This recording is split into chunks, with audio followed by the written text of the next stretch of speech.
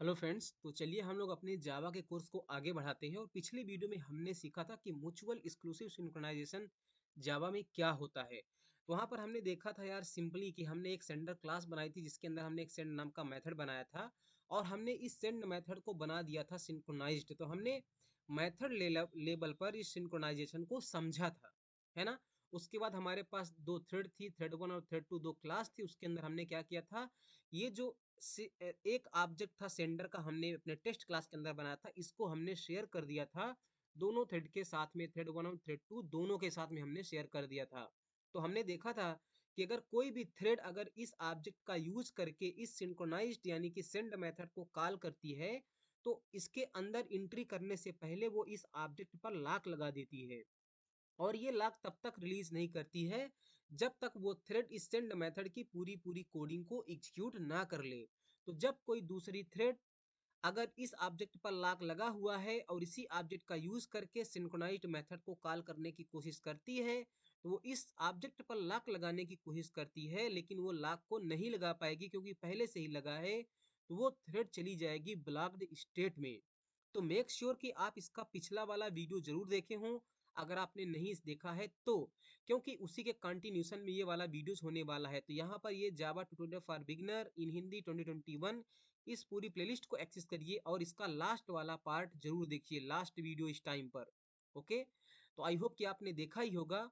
तो पिछली वीडियो में हमने यहाँ पर जो ये सिंक्रोनाइज्ड कीवर्ड था उसको मेथड के साथ में यूज किया था, यानी कि मेथड लेबल पर हमने सिंक्रोनाइज्ड कीवर्ड को यूज किया था। लेकिन हम लोग सिंक्रोनाइज्ड कीवर्ड को ब्लॉक लेबल पर भी यूज कर सकते हैं। ब्लॉक लेबल से मेरा मतलब यहाँ पर है कि जैसे ये मेथड है सेंड, तो यहाँ पर हम लोग सिंक्रोनाइज्ड कीवर्ड का यूज ना करें।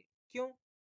क्योंकि देखिए इस फंक्शन के अंदर कुछ ऐसे भी तो कोड हो सकते हैं जिनको हम नहीं चाहते कि वो पूरे पूरे किसी थ्रेड के द्वारा एग्जीक्यूट हों। जैसे हमारा पर्पस क्या था कि ये दोनों लाइन साथ में एग्जीक्यूट होनी चाहिए, है ना। अगर कोई हम मैसेज यहाँ से सेंड कर रहे हैं तो मैसेज सेंट हमें मैसेज मिलना चाहिए, है ना। अपनी थ्रेड वन से हम लोग हाय को यहाँ पर भेज रहे थे तो हम लोग सेंडिंग हाय हाय सेंट इस तरह से हम लोग एक्सपेक्ट कर रहे थे।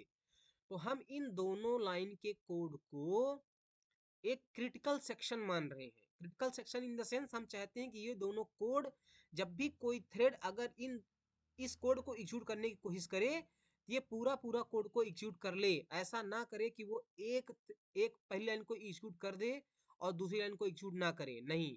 तो इसलिए हमने क्या किया था कि इस मेथड को ही हमने सिंक्रोनाइज कर दिया था। लेकिन इस मेथड के अंदर लेट से मैं यहाँ पर लिखता हूँ system dot out dot print लन। लेट से मैं ऐसे लिख देता हूँ कि अ, इसके अंदर मैं MUTUAL mutual exclusive SYNCHRO synchronisation, mutual exclusive synchronisation, ऐसा मैं लिख देता हूँ। ये लाइन हमारे क्रिटिकल सेक्शन में नहीं आती है। तो अगर हमने मेथड को ही सिंक्रोनाइज्ड बना दिया तो जब भी ये कोई भी थ्रेड एग्जीक्यूट करेगी तो इन तीनों लाइन को एग्जीक्यूट करेगी। मैं नहीं चाहता, मैं चाहता हूँ कि ये लाइन से हमसे कोई मतलब ही नहीं है, इस लाइन को कोई भी थ्रेड कभी भी एग्जीक्यूट कर दे। मैं चाहता हूँ कि जो ये वाली दोनों लाइन है ये हमेशा सिंक्रोनाइज्ड ब्लॉक में होनी चाहिए। तो हम लोग सिंक्रोनाइजेशन जो हमने सिंक्रोनाइज्ड कीवर्ड को देखा था, इसको हम लोग ब्लॉक लेवल पर भी यूज कर सकते हैं। कैसे? आप क्या करिए कि अपने पीस ऑफ कोड को जिसको भी आप चाहते हो कि वो हमेशा कोई थ्रेड जब एग्जीक्यूट करना स्टार्ट करे तो पूरा पूरा एग्जीक्यूट करे, यानी कि क्रिटिकल सेक्शन है। तो आप इस पूरे पूरे कोड को एक करली ब्रेसेस के अंदर रखिए। आप ऐसा बिल्कुल कर सकते हो, ऐसा आप बिल्कुल कर सकते हो। अगर मैं इस टाइम पर भी प्रोग्राम को रन कर दूं तो हमारा प्रोग्राम रन हो जाएगा, कोई भी रन नहीं है। तो आप क्या करिए उसको पूरे पूरे एक ब्लॉक में रखिए और इस ब्लॉक के पहले आप लगाइए सिंक्रोनाइज्ड और यहाँ पर लगाइए पैरेंथेसिस इस तरह से। और जब ये आप सिंक्रोनाइज्ड कीवर्ड लगा रहे हो उसके आगे पैरेंथेसिस, तो यहाँ पर आपको एक पास करना पड़ता है ऑब्जेक्ट। यानी अब उस वो कौन सा ऑब्जेक्ट होगा जिस ऑब्जेक्ट पर आपको लॉक लगाना है। आपको पता है पिछली वीडियो में हमने समझा था कि जब भी कोई थ्रेड किसी भी सिंक्रोनाइज्ड मेथड को कॉल करती है तो वो उस मेथड की कोडिंग को एग्जीक्यूट कराने से पहले उस कॉलिंग ऑब्जेक्ट पर लॉक को एक्वायर करती है। तो यहाँ पर जब हम लोग मेथड लेवल पर सिंक्रोनाइज्ड कीवर्ड को यूज कर रहे थे तो जो ऑब्जेक्ट कॉल करता था उसी ऑब्जेक्ट पर लॉक लगाया जाया करता था। लेकिन यहाँ पर ये ब्लॉक लेबल है तो आपको उस ऑब्जेक्ट को यहाँ पर पास करना पड़ेगा इसके पैरेंथेसिस में। तो देखिए अगर थ्रेड 1 इस सेंड मेथड को कॉल कर रही है एस ऑब्जेक्ट का यूज करके, तो इस एस ऑब्जेक्ट को मुझे यहाँ पर इस सिंक्रोनाइज्ड का आगे जो ब्लॉक लगाया पैरेंथेसिस उसमें पास करना पड़ेगा। तो यहाँ पर हम इस एस ऑब्जेक्ट को कैसे एक्सेस करेंगे इस सेंड फंक्शन के अंदर, दिस का यूज करके। अगर आपको पता है तो, क्योंकि यहाँ पर लिखा है हमने एस डॉट सेंड, मतलब सेंड मेथड को कॉल किया है, तो कॉलिंग ऑब्जेक्ट कौन है, एस। और अगर एस कॉलिंग ऑब्जेक्ट है तो सेंड फंक्शन के अंदर मैं एस को अगर एक्सेस करना चाहता हूं तो मैं लिखूंगा दिस। और यही तो दिस कीवर्ड का यूज होता है ना। अगर आपने दिस और सुपर कीवर्ड को नहीं समझा है तो आप उनको पहले आज जाके समझ लो, क्योंकि अगर आपको वही नहीं समझ आता दिस और सुपर कीवर्ड किस तरह से यूज होते हैं, हम लोग क्यों यूज करते हैं उनको, तब तो यार ना फिर बेकारी हो जाएगा। इस पूरी प्लेलिस्ट में आओ और आप देखो कि दिस और सुपर कीवर्ड हमने कहाँ पर समझाया है आपको, है ना। आप यहाँ पर सर्च करोगे आपको मिल जाएगा। ये देखिए यहाँ पर video number 48 and 49 this and super keyword को आपको समझो। तो जब भी आपको कॉलर ऑब्जेक्ट को, ये फंक्शन है सेंड, इसको कौन सा ऑब्जेक्ट कॉल कर रहा है, एस। एस ऑब्जेक्ट को अगर आप एक्सेस करना चाहते हो सेंड के अंदर तो दिस लिखिए। तो यहाँ पर इस सेंड के अंदर दिस लिखना एस लिखने के बराबर है। तो यहाँ पर हमने दिस को पास कर दिया। तो बिल्कुल एग्जैक्ट वैसे ही सेम है, जब थ्रेड 1 सेंड मेथड को कॉल करेगी तो इस कोड को एग्जीक्यूट कर देगी, और जैसे ही वो इस सिंक्रोनाइज्ड ब्लॉक को एग्जीक्यूट कराने की कोशिश करेगी तो एग्जीक्यूट करने से पहले इस ऑब्जेक्ट पर वो लगा देगी क्या, लॉक। समझ में बात आया? कि बिल्कुल ऐसे आपको समझ में आ जाएगा। मैं इस प्रोग्राम को रन करता हूँ और आप देखना, देखिए लिखा है म्यूचुअल एक्सक्लूसिव सिंक्रोनाइजेशन, और फिर लिखा है सेंडिंग बाय, और उसके बाद फिर से प्रिंट है म्यूचुअल एक्सक्लूसिव, लेकिन उसके बाद प्रिंट है बाय सेंड। जब बाय सेंडिंग बाय आएगा तो बाय सेंड जरूर आएगा। अब ये वाली जो दोनों लाइन थी, ये दोनों लाइन सिंक्रोनाइजेशन ब्लॉक के अंदर नहीं है, ये कभी भी एग्जीक्यूट हो सकती हैं, आपको पता है। लेकिन सेंडिंग बाय के बाद हमेशा ही सेंड बाय सेंट ही आएगा, सेंडिंग बाय के बाद कभी भी ये दोनों लाइन नहीं आएंगी, आपको पता है ना। मैं फिर से रन करता हूं, देखिए लिखा है सेंडिंग हाई, तो सेंडिंग हाई के बाद हाई सेंट ही आएगा जो यहाँ पर है। सेंडिंग हाई के बाद ये दोनों लाइन कभी भी नहीं आएंगी, ये वाली लाइन के बाद ही आएंगे दोनों, है ना। तो आई होप समझ में आया होगा। मैं इस लाइन को हटा देता हूं, आपको कंफ्यूजन क्रिएट कर रहा होगा। अब हमेशा आप देखना sending high, high send, sending bye, bye send यहाँ पर आ रहा है ना। तो ये हमने देखा कि ब्लॉक लेवल पर अगर हमें सिंक्रोनाइजेशन का कॉन्सेप्ट यूज करना हो तो कैसे यूज करेंगे, है ना।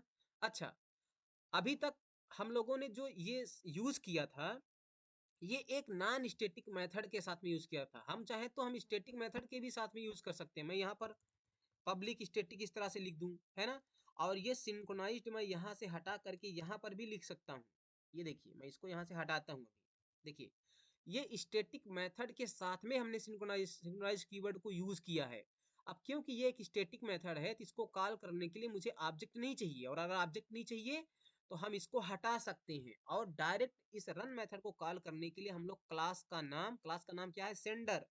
तो हम लोग यहाँ पर सेंडर डॉट सेंड करके सेंड मेथड को कॉल कर सकते हैं, है ना। उसी तरह से यहाँ पर भी थ्रेड 2 के अंदर भी हम लोग चाहें तो यहाँ पर सेंडर डॉट करके सेंड मेथड को कॉल कर सकते हैं। और हमें अब ये वाला सेंडर ऑब्जेक्ट मुझे नहीं चाहिए, और यहाँ से हम लोग पास भी नहीं करेंगे। तो ये हमने स्टैटिक मेथड के साथ में सिंक्रोनाइज्ड कीवर्ड को यूज किया। तो दो थ्रेड बनाई, दोनों को स्टार्ट कर दिया, यानी थ्रेड पूल में पहुंच गई दोनों थ्रेड। और यहाँ पर सिंपली क्या हो रहा है, क्लास का नाम यूज करके हम लोग सेंड मेथड को कॉल कर रहे हैं दोनों जगह। तो क्या होगा, क्योंकि ये स्टैटिक मेथड जो सेंड है वो सिंक्रोनाइज्ड है, तो जब भी सेंड मेथड को कॉल किया जाएगा तो लॉक एक्वायर किया जाएगा। लेकिन लॉक किस पर एक्वायर किया जाएगा, अभी यहाँ पर जब हम लोग सेंड मेथड को कॉल कर रहे हैं तो ऑब्जेक्ट तो है ही नहीं है। ऑब्जेक्ट का अगर हम लोग यूज करके कॉल कर रहे थे नॉन स्टैटिक मेथड के केस में, तो हमारे ऑब्जेक्ट पर लॉक एक्वायर किया जाता था, लेकिन यहाँ पर लॉक है ही नहीं है, मतलब कि ऑब्जेक्ट ही नहीं है।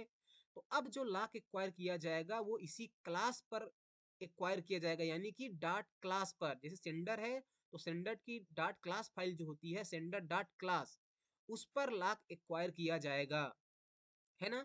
तो जब भी इस सेंड मेथड को कॉल किया जाएगा, तो क्योंकि ये एक स्टैटिक मेथड था और ये सिंक्रोनाइज्ड है, तो इस सेंडर की जो सेंड मेथड की जो हमने यहाँ पर कॉल किया है सेंडर क्लास का नाम, तो इसकी डॉट क्लास फाइल पर लॉक एक्वायर कर लिया जाएगा। तो इस तरह से हम ऐसा भी कर सकते हैं। अगर मैं इसको रन करूँ इस प्रोग्राम को, तो फिर से आप देखना कि हमारा सब कुछ पहले देखिए, sending hi hi send, sending bye bye send. आप जितनी भी बार चाहो उतनी बार आप रन कर लो। अगर सेंड हुआ है तो सेंडिंग है तो फिर सेंट भी मिलेगा आपको, है ना? देखिए, sending hi hi send, sending bye bye send, ऐसे हो जाता है। अब यहाँ पर अभी आप देखिए कि हमने स्टैटिक मेथड के साथ में सिंक्रोनाइज्ड कीवर्ड को यूज किया है। अगर हम ना चाहें तो हम ब्लॉक लेवल पर भी यूज कर सकते हैं। अब ब्लॉक लेवल पर यूज करने के लिए आप उस क्रिटिकल सेक्शन वाले कोड को एक ब्लॉक के अंदर रखिए और सिंक्रोनाइज्ड कीवर्ड यूज करके पैरेंथेसिस लगाइए। अब यहाँ पर आपको क्या करना पड़ेगा? आपने यहाँ पर क्या किया है, sender dot send method call किया। ये जो क्लास का नाम है इसकी डॉट क्लास फाइल आपको यहाँ पर मेंशन करना पड़ेगा। लिखेगा सेंडर डॉट क्लास, ऐसे उस क्लास की डॉट क्लास फाइल आपको यहाँ पर मेंशन करनी पड़ेगी। सेंडर डॉट क्लास ऐसे मेंशन करना पड़ेगा अभी आपको। तो क्या होगा, जब थ्रेड 1 रन मेथड की कोडिंग एग्जीक्यूट करेगी, तो ये सेंडर डॉट करके सेंड मेथड को कॉल किया गया है। तो जब ये क्रिटिकल सेक्शन यानी कि सिंक्रोनाइज्ड ब्लॉक को इशूट कराएगी, तो सेंडर डॉट क्लास फाइल पर वो एक लॉक एक्वायर कर लेगी। तो जैसे ही सेंडर डॉट क्लास फाइल पर लॉक एक्वायर होगा, तो कोई दूसरी थ्रेड जो थ्रेड 2 है, वो सेंडर डॉट करके सेंड मेथड को कॉल नहीं कर पाएगी, क्योंकि उसकी डॉट क्लास फाइल पर पहले से लॉक एक्वायर है। तो अगर एक थ्रेड ने इस सेंडर डॉट क्लास फाइल पर लॉक एक्वायर किया है, तो कोई दूसरी थ्रेड सेंडर इस तरह से क्लास का नाम सेंडर डॉट करके सेंड फंक्शन को कॉल नहीं कर पाएगी। समझ बात आया? तो उसकी क्लास फाइल पर लॉक लग जाता है। अगर मैं इस टाइम पर भी अगर प्रोग्राम को रन करूं यहाँ से और मैं 2 बार लिखता हूं सेंडिंग हाय हाय, तो आप देखना, देखिए sending bye bye send, sending hi hi hi hi send, है ना? मैं फिर से रन कर देता हूँ, देखिए दोनों एक साथ ही रहेंगे हमेशा। आई होप कि दोस्तों आपको ये सारा कुछ समझ में आया होगा कि म्यूचुअल एक्सक्लूसिव सिंक्रोनाइजेशन क्या होता है, उसको हम स्टैटिक नॉन स्टैटिक मेथड और ब्लॉक लेवल पर किस तरह से यूज करते हैं। तो हमने मेथड लेवल और ब्लॉक लेवल दोनों तरह से यूज करना सीख लिया है। तो आपको कब कहाँ क्या मेंशन करना है, आपको सारी चीजें क्लियर हुई होंगी अगर आपने इसका जस्ट पिछला वाला और ये वाला वीडियो दोनों साथ में देखा है तो। Thank you.